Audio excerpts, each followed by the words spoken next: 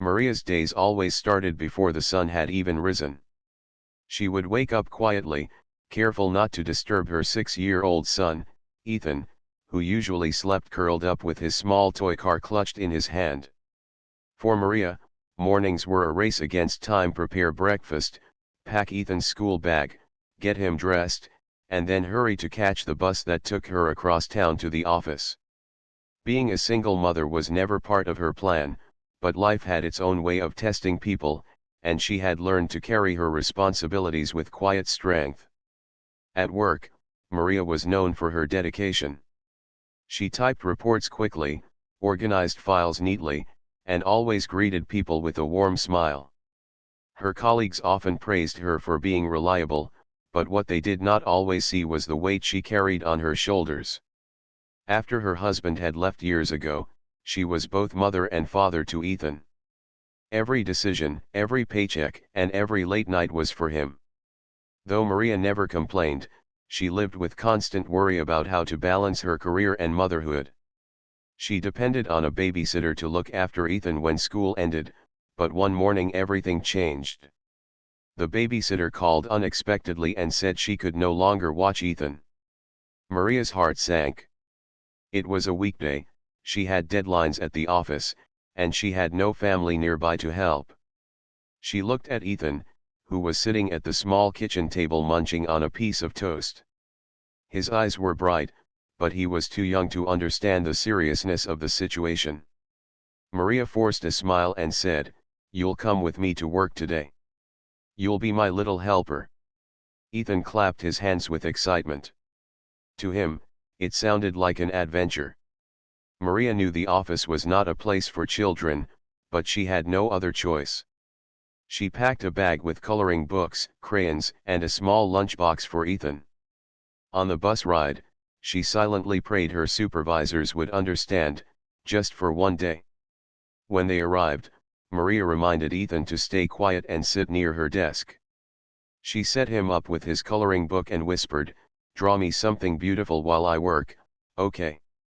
Ethan nodded eagerly, his tiny hands busy with crayons. At first, everything seemed fine.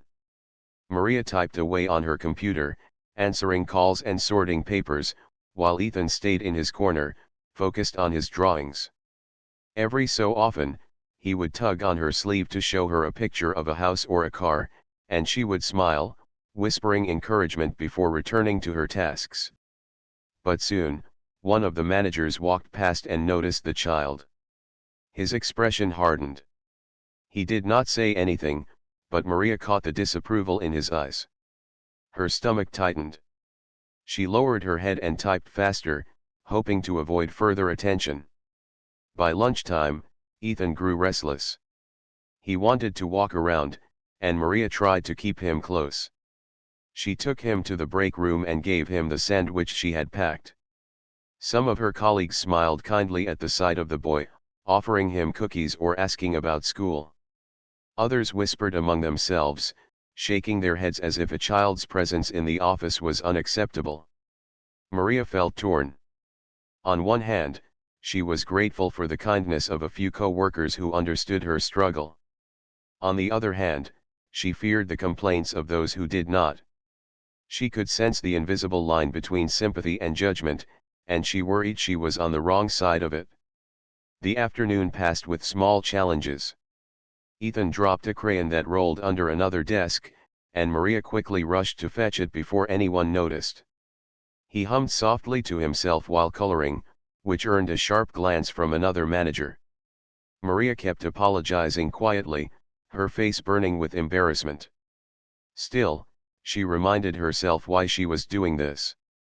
She had bills to pay, rent due at the end of the month, and groceries to buy. Without this job, she had no safety net. She told herself she would find another babysitter soon, that this was just a temporary problem, and that her supervisors would surely understand her situation as a mother. Yet deep inside, she knew the world was not always kind to working parents. Especially mothers. The pressure to appear perfect, to never allow personal life to interfere with work, weighed heavily on her. As she watched Ethan quietly doodle at her side, Maria wondered why society demanded parents choose between being good workers and good parents. Couldn't they be both? As the clock neared the end of the day, Maria felt both relieved and anxious. She had managed to complete her assignments, and Ethan had not caused any major disruption. But the disapproving looks she had received lingered in her mind. She wondered if her supervisors would call her in for a discussion. She worried what tomorrow might bring. When the office lights dimmed and employees packed their bags, Maria held Ethan's hand tightly. He skipped happily beside her, proudly showing her a picture he had drawn of the two of them standing together under a bright Sunday. "This is us, Mommy," he said. "You're working, and I'm helping." Maria kissed the top of his head, forcing back tears. To Ethan, it was just a fun day with his mother. To Maria, it was a reminder of how fragile her situation was. One misstep, one complaint, and everything she worked so hard to protect could slip away. That night, after putting Ethan to bed, Maria sat alone by the window of their small apartment. The city lights flickered in the distance. She thought about the day, the kind smiles, the harsh stares, the endless balancing act. She felt proud of herself for surviving another challenge, but she also felt the weight of uncertainty pressing down on her. She whispered to herself, "I'll do whatever it takes for him. No matter what." Maria didn't know what the next day would bring, but she held on to one unshakable truth: her love for her son would always give her the strength to keep moving forward, even when the world seemed determined to push her back. The next morning, Maria woke up with a heavy heart. She wanted to believe that yesterday had passed without consequences, but deep inside she felt uneasy.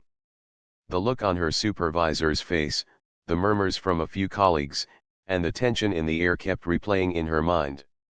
Still, she had no choice but to keep going.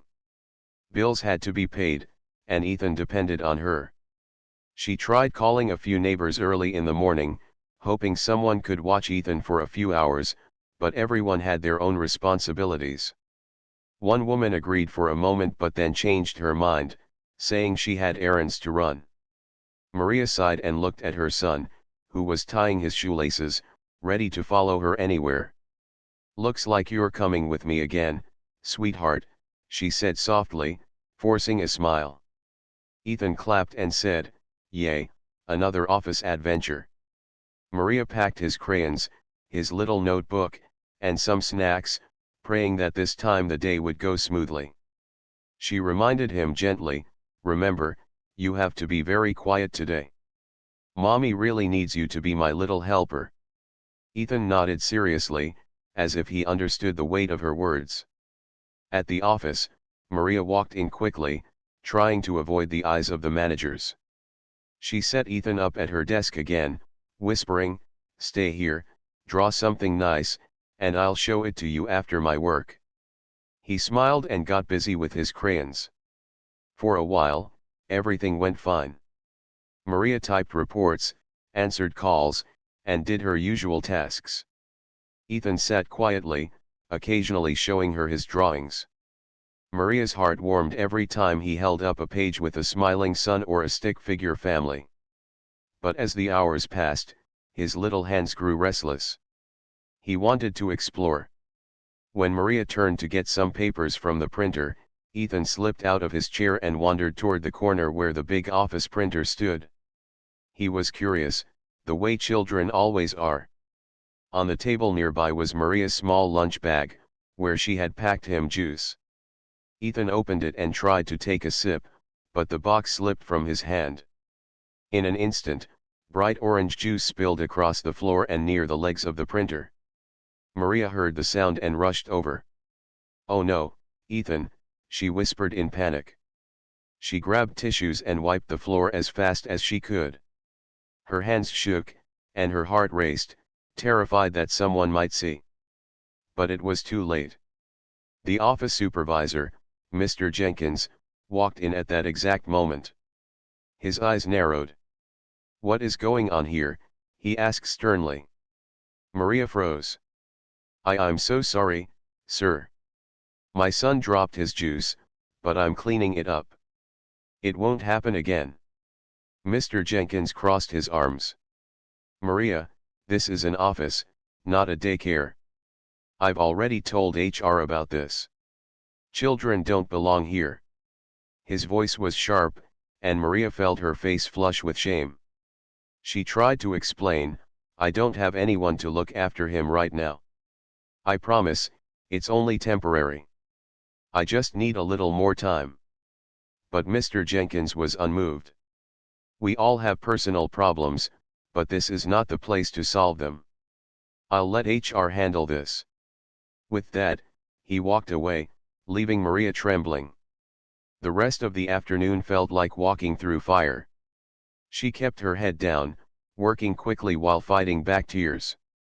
Ethan, sensing his mother's distress, sat quietly and didn't move from his chair. He looked at her with worried eyes, but Maria forced herself to smile whenever she glanced at him. She didn't want him to feel guilty. When the workday ended, Maria packed their things quickly and left before anyone else could say anything. She held Ethan's hand tightly on the bus ride home, her thoughts spinning. She knew what was coming. The next morning, she received the dreaded call. HR asked her to come in for a meeting. Her chest tightened, but she had no choice. She left Ethan with a kind neighbor this time and went to the office alone. Inside the small conference room, two HR representatives sat with serious faces. One of them began politely but firmly, Maria, we've received several complaints. We understand your situation, but bringing your child to work has disrupted the office environment. Yesterday's incident with the printer only added to the concerns. Maria tried to explain again, her voice trembling, please understand, I had no one else. I'm doing everything I can to provide for my son. I'm a hard worker, and I promise this won't happen again if you just give me a little more time. But the second representative shook her head gently.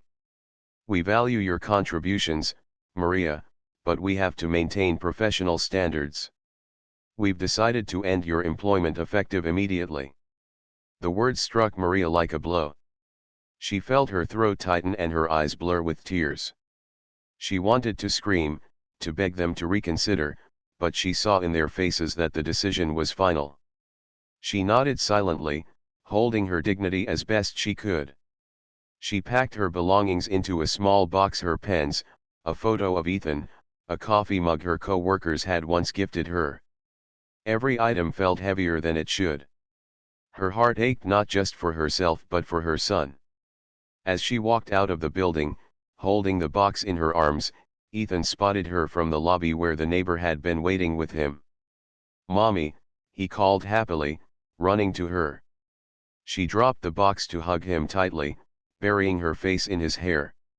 Tears streamed down her cheeks, but she whispered, "It's okay, sweetheart. We're okay." To Ethan, it was just another day. To Maria, it felt like her whole world had fallen apart. That evening, she sat at their small kitchen table, staring at the bills scattered in front of her. Rent was due in 2 weeks. Groceries were running low. She had no savings left.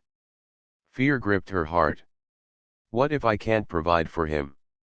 What if I fail, she thought.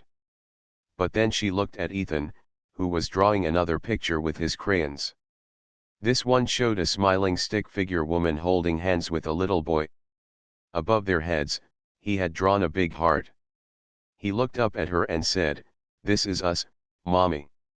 We're always together." Maria broke down, hugging him tightly. In that moment, she realized that even though she had lost her job, she still had the most important reason to keep fighting. She could not give up, not when Ethan believed in her so completely. That night, lying awake in bed, Maria promised herself that she would find another way. The world might have pushed her down, but she would rise again for her son. She didn't know how or when, but she believed that somewhere out there, a better door would open. And little did she know, that very promise would lead her to the most unexpected and life-changing encounter of her life. The days after Maria lost her job were some of the hardest she had ever faced. Each morning, she woke up with the same routine, but now there was no office to hurry to.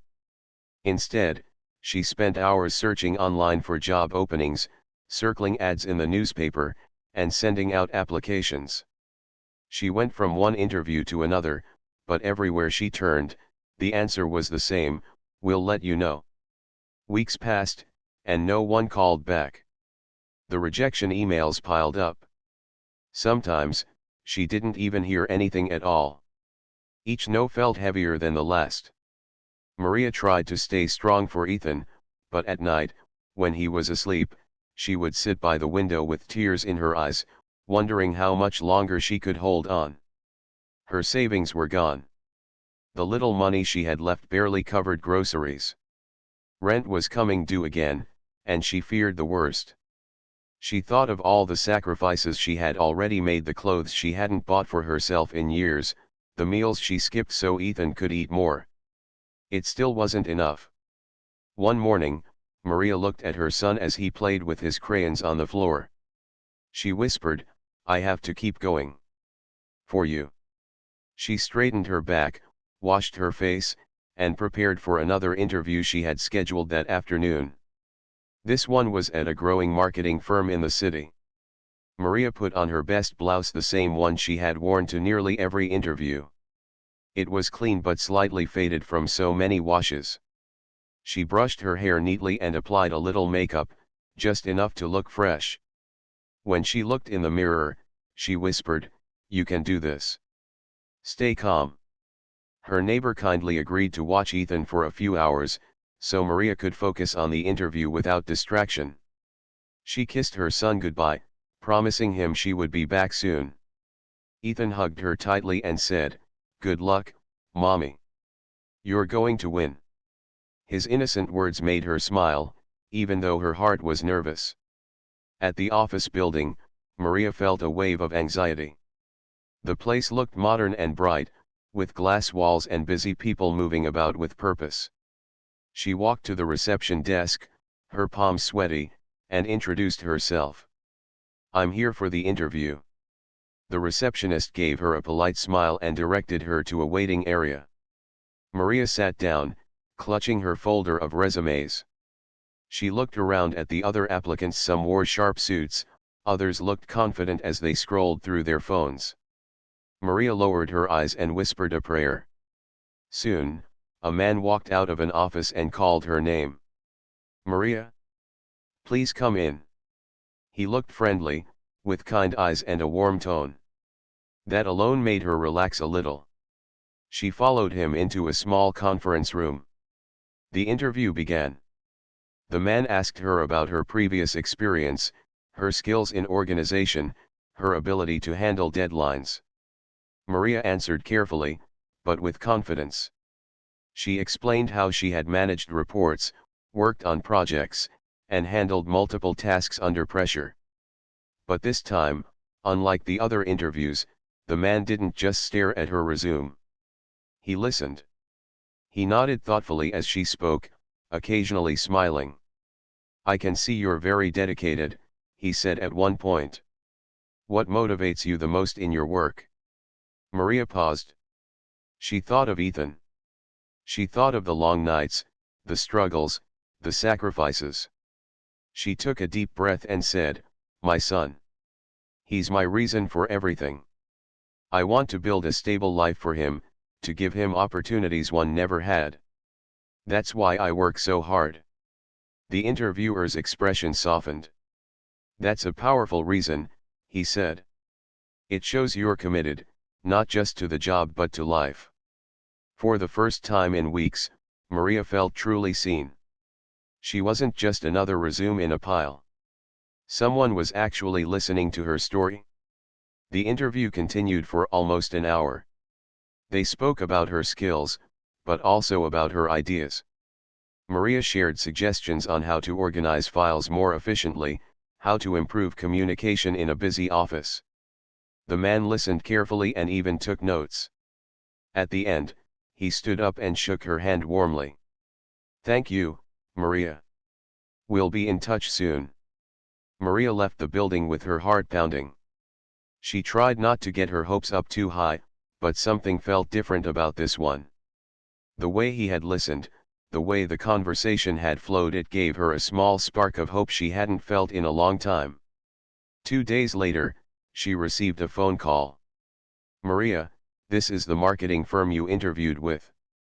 We'd like to offer you the position." Maria gasped, covering her mouth. Tears filled her eyes. "Really? Thank you so much. You don't know what this means to me." When she told Ethan the news, he jumped up and down with joy. "You won, Mommy. You won," he shouted. Maria laughed and hugged him tightly, whispering, "We did it, sweetheart. We did it together." Her first day at the new job was filled with nervous excitement. She dressed carefully, wanting to make a good impression. As she entered the building, she took a deep breath and whispered to herself, "This is a new start." The office was welcoming, with bright colors and smiling employees. She was introduced to her team, and everyone greeted her kindly. Maria felt a sense of relief. There was no judgment in their eyes, only friendliness. As she settled into her desk, she noticed a small detail that made her heart lighter. On the wall of the break room was a poster that read, "Family comes first here." Maria felt a lump in her throat. Could it really be possible? A workplace where she didn't have to hide her life as a mother? Throughout the day, she worked hard, eager to prove herself. She typed reports, joined meetings, and learned the new system quickly. The team leader praised her for catching on so fast. For the first time in months, she felt valued again. But the most surprising moment came at the end of the day, when she was invited to a company-wide meeting to introduce new employees. She sat nervously among the group, waiting for her turn. That's when the new CEO walked in, a tall man in his 40s with a confident but approachable presence. He smiled at the staff, greeting them warmly. But then, as his eyes scanned the room, they landed on Maria. He paused, his expression shifting slightly, as if he recognized something in her. Maria felt her heart skip a beat. She wondered why he was looking at her that way. She looked down quickly, feeling self-conscious. The meeting went on, but Maria couldn't shake the feeling that something important was about to happen, something that might change everything once again. And she was right. Maria sat quietly in her chair, her hands folded in her lap as the company meeting continued. The new CEO spoke with confidence, thanking everyone for their hard work and sharing plans for the future of the firm. His words carried warmth, and the employees listened closely. But Maria couldn't shake the feeling that his eyes had lingered on her a moment longer than expected. It left her curious, though she quickly brushed the thought aside. After all, she was just one of many new employees, and surely he had more important things to think about. When the meeting ended, people stood and began chatting in small groups. Maria stayed seated, not wanting to seem pushy or out of place. She gathered her notebook and was about to leave when she heard a voice behind her. "Maria, isn't it?" She turned around, startled. It was the CEO. He smiled warmly, extending his hand. "I'm Daniel." Maria stood quickly, shaking his hand nervously. "Yes, sir. Thank you for having me here. I'm honored to be part of this company." Daniel chuckled softly. "No need for the sir. Daniel is just fine. I noticed you in the room, and I wanted to introduce myself personally. I like to know the people who join us, not just their resumes." Maria felt a small wave of relief. There was something about the way he spoke, genuine, approachable, that eased her nerves. They talked for a few minutes, mostly about how she was adjusting to her first week. But then Daniel paused, looking at her with an expression that felt oddly familiar, almost personal. "You know," he said gently, "I couldn't help but notice something about you earlier. You remind me of someone I once knew. Or maybe, someone I once was." Maria tilted her head, unsure what he meant. "I'm not sure I understand." Daniel gave a small smile, his eyes thoughtful. "When I was a little boy, my mother used to take me to her workplace. She didn't have anyone to watch me, so she brought me along. I'd sit in the corner with crayons or a book while she worked.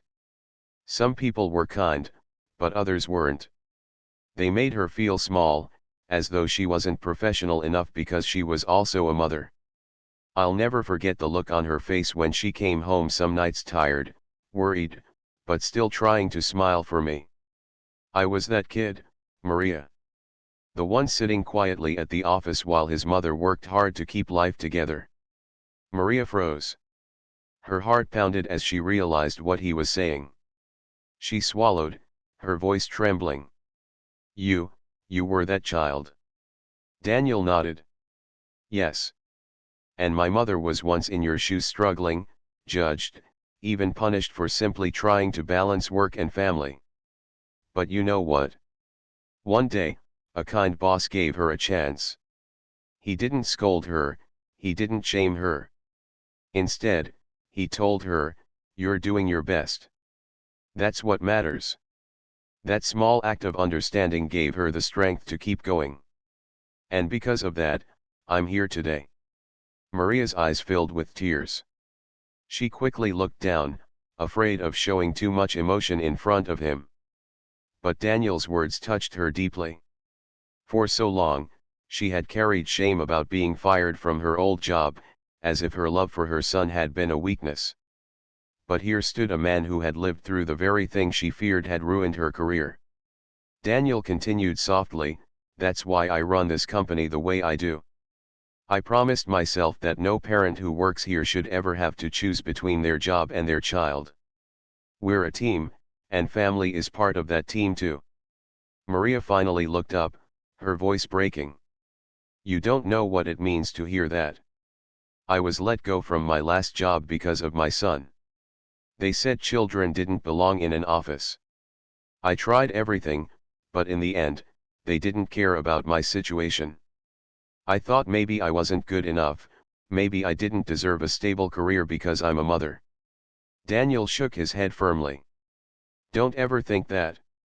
Being a parent doesn't make you less, it makes you stronger. It teaches resilience, patience, responsibility. Those are qualities every company should value. I'm sorry for what you went through, but I want you to know this is different. You belong here, Maria.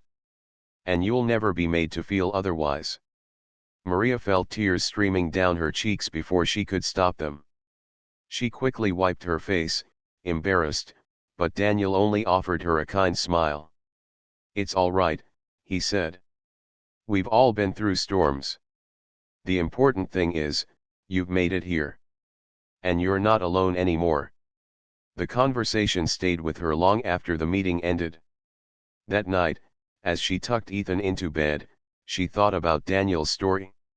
She looked at her son, who was already drifting off to sleep, and whispered, "You see, baby. We're not alone. There are people who understand." Over the following weeks, Maria began to notice how different this workplace truly was.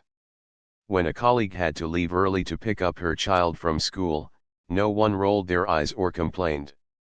When another employee's toddler was sick, the manager told her to work from home without hesitation. There was a culture of kindness, of balance, of genuine care for people's lives outside the office. Maria thrived in this environment. She worked harder than ever, not out of fear, but out of gratitude. Her ideas were welcomed in meetings. She was given opportunities to contribute to projects that mattered. Slowly, her confidence grew. She no longer carried the constant dread that one mistake would cost her everything. One Friday afternoon, Daniel stopped by her desk. "How are you settling in?" he asked. Maria smiled. "Better than I ever imagined. I feel like I can finally breathe." He nodded. "Good. That's what we want. When people feel supported, they don't just work harder, they shine brighter." Maria thought about his words long after he walked away. She realized he was right. For the first time in years, she wasn't just surviving, she was beginning to shine. But the memory of her past still lingered. The sting of being fired, the shame of walking out of that office holding her son's hand, it was something she couldn't forget. Yet now, instead of feeling broken by it, she felt a strange sense of strength. Perhaps those painful days had led her exactly where she was meant to be. And though Maria couldn't yet see the full picture, she was standing on the edge of a transformation that would not only change her life but also inspire others around her. Maria's days at the marketing firm quickly turned into weeks, and then into months. Each morning she woke with a lighter heart. Gone was the dread she once carried to her old workplace. Now she looked forward to the day ahead, eager to learn new things and contribute to the projects her team was building. She still faced challenges as a single mother, but the crushing fear of being judged for her motherhood no longer hovered over her. At work, she discovered she had a natural talent for organizing tasks and spotting small details that others overlooked. Her manager often praised her for catching errors in reports or suggesting practical solutions that saved the team time. Little by little, Maria began to feel her confidence returning, piece by piece. Her co-workers respected her, not only for her hard work but for her kindness. She was always ready to help a colleague who was struggling with a deadline, and she never complained when tasks piled up. People noticed her positive spirit, and many began to admire the quiet strength with which she carried herself. One day, a teammate whispered to her, "Maria, you're such an inspiration. You always stay calm, no matter how busy it gets. I wish I had your patience." Maria smiled softly, but inside she thought about the nights she cried quietly when no one was watching, the mornings she forced herself to keep moving even when she felt like collapsing. She realized that all those hard days had built the patience people now saw in her. It hadn't come easy, it was earned through struggle. Outside of work, life also began to shift for the better. With a steady paycheck, Maria was able to pay rent on time and even set aside a small amount each month as savings. She no longer had to choose between groceries and bills. Ethan noticed the difference too. He would say things like, "Mommy, you're not sad anymore," or, "You smile more now." Hearing that filled Maria's heart with warmth. She even bought Ethan a new set of coloring pencils, something she had promised him long ago but couldn't afford before. When she handed them to him, he hugged her so tightly and said, "You're the best mommy ever." For Maria, that was worth more than any paycheck. But the biggest change came one afternoon when Daniel, the CEO, called Maria into his office. She walked in nervously, wondering if she had done something wrong. Instead, Daniel gestured for her to sit and said, "Maria, I've been impressed with your work these past months. More importantly, I've noticed the way you treat people with patience, with kindness, with understanding. That kind of spirit is exactly what we want this company to represent." Maria felt her cheeks flush. "Thank you, Daniel. I'm just grateful for the chance to be here." Daniel leaned forward. "I want you to do more than just be here. I'd like you to help us shape a new policy. Something I've been wanting to put in place for a long time: family support for employees. Work from home flexibility, emergency childcare support, things like that. I think you, more than anyone, understand why this matters. Would you be willing to be part of this project?" Maria's heart raced. She had never imagined she would be trusted with something so important. Tears threatened to fill her eyes, but she blinked them back and nodded. "Yes. I'd be honored." Over the next few weeks, Maria worked closely with Daniel and a small team to create a new set of policies. They called it the Family First Initiative. It included flexible hours for parents, the option to bring children to work in emergencies, and resources to help employees find childcare. When the policies were finally announced, the entire office applauded. Some employees even cried, sharing stories of their own struggles balancing family and work. Maria realized she wasn't alone. There were many parents who had silently carried the same fears she once had. Now, because of her efforts and Daniel's vision, they would no longer have to. That evening, As Maria walked home with Ethan, he held her hand and looked up at her with shining eyes. "Mommy, what did you do today?" he asked. Maria smiled down at him. "I helped make things better for families at my work. So people like us won't have to feel scared anymore." Ethan grinned proudly. "That means you're a hero." Maria laughed softly, hugging him close. "No, sweetheart. I'm just a mom who never gave up." As the months went on, Maria continued to grow in her role. She took on bigger projects, earned the respect of her colleagues, and even began mentoring new employees. Her journey from fear and doubt to strength and leadership was something that inspired everyone around her. One day, she sat at her desk, looking at a framed picture Ethan had drawn for her. It showed a tall building with the words "Mommy's Work" on it. In the drawing, a smiling stick figure mother stood beside a small boy holding her hand. Above them, Ethan had drawn a giant sun shining brightly. Maria touched the frame gently, her eyes filling with emotion.